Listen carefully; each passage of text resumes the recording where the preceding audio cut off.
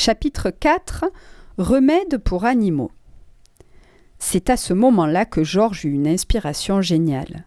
Les médicaments de l'armoire à pharmacie de la maison lui étaient interdits, certes, mais les médicaments que son père gardait dans un hangar près du poulailler, les remèdes pour animaux, étaient-ils interdits, eux ? Personne ne lui avait interdit d'y toucher. Reprenons le problème, se dit Georges. De la laque, de la mousse à raser et du cirage. Très bien. Ça fera tourner la vieille toupie. Mais il faut de vrais médicaments dans la potion magique. De vraies pilules. De vrais remontants pour lui donner du muscle et du tonus. Georges prit le lourd chaudron déjà rempli aux 3/4 et se dirigea vers la porte qui donnait sur la cour. Il fonça vers le hangar. Son père ne s'y trouvait pas, car il faisait les foins dans un pré. Georges entra dans le vieux hangar poussiéreux et posa le chaudron sur un banc.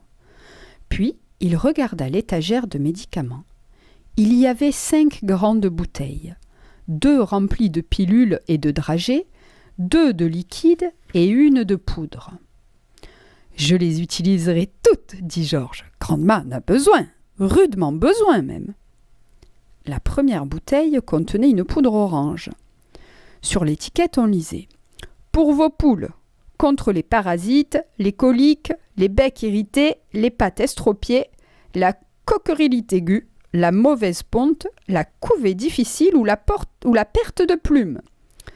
Posologie, 1 cuillerée par seau de graines. »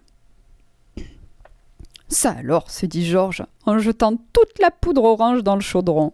La vieille perruche ne perdra plus ses plumes. La seconde bouteille contenait 500 dragées violettes. Remède de cheval contre les langues blanches.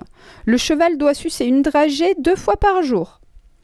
Grand'ma n'a pas la langue blanche, dit Georges, mais elle a une langue de vipère. Cela la guérira sans doute. Au chaudron, les 500 dragées. La troisième bouteille contenait un liquide épais et jaunâtre. Pour vaches, bœufs et taureaux, contre la variole, la gale, les cornes recroquevillées, les naseaux écumants, les maux d'oreilles, de dents, de tête, de sabots, de queue et de pie. La vieille vache renfrognée souffre de tous ces maux, dit Georges. C'est le médicament qu'il lui faut. Le liquide glouglouta et gargouilla dans le chaudron. La 4e bouteille contenait un liquide rouge vif. Lotion insecticide pour moutons. Soigne les toisons malades. Débarrasse des tiques et des puces.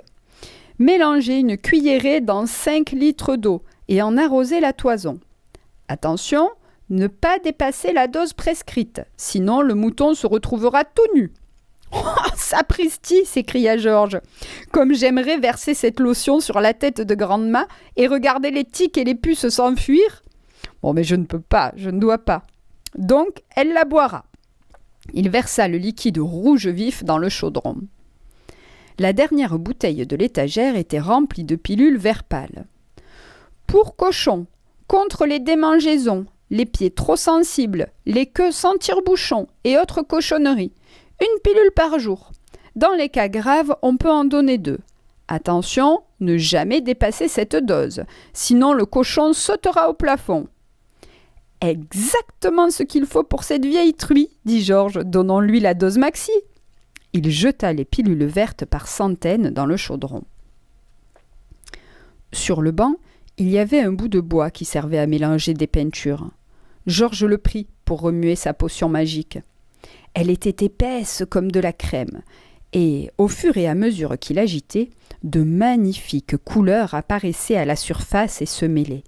Des roses, des bleus, des verts, des jaunes et des bruns. Georges remua longtemps pour tout mélanger.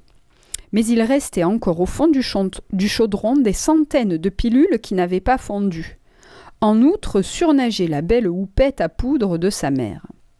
« Un gros bouillon et tout sera dissous, se dit Georges. » Et sur ces mots, il reprit le chemin de la maison en titubant sous le poids de l'énorme chaudron. Il passa devant la porte du garage et entra pour voir s'il trouvait d'autres ingrédients intéressants. Voici ce qu'il ajouta. 1/4 de litre d'huile pour machine, pour huiler le moteur de Grand'ma, un peu d'antigel pour que son radiateur ne gèle pas en hiver, et une poignée de graisse pour graisser ses vieux rouages. Enfin, il retourna dans la cuisine.